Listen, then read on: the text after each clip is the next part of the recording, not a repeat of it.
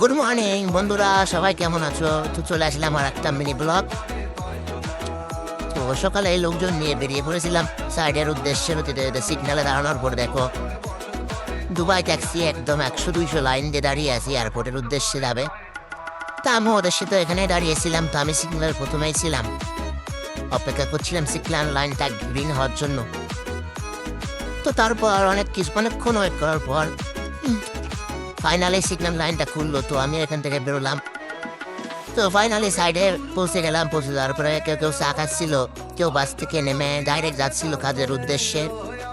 তো আমি আবার ওদের পিছন থেকে একটু ভিডিও করে নিলাম। এই যে দেখতেই পাচ্ছি আরোমা কোম্পানি, ভালো কোম্পানি দুবাইয়ে। তো ফাইনালি সবাই চলে গেল।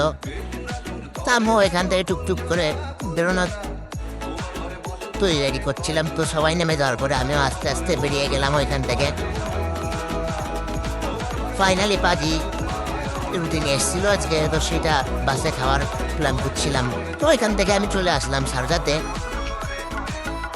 যেখানে আমি আজ পুরো দিন কাটাবো। তো শারজাতে এসে গাড়িটা পার্কিং করে সকালে নাস্তার জন্য একটু খাবার বের করে নিলাম। মাংস, রুটি আর একটু হালকা করে স্যালাড আর একটু মিল্কশেক। তো তোমাদের ইচ্ছা খেতে পারো, ভালো হয়েছে রান্নাটা। তা বলো বলো কেমন লাগে, আর বানাবো কিনা ব্লগ সেটা একটু বলো, বুঝছো? তোমরা তো ওরা কেউ দেখো নাই, তো আমি জানি। চলো টাটা।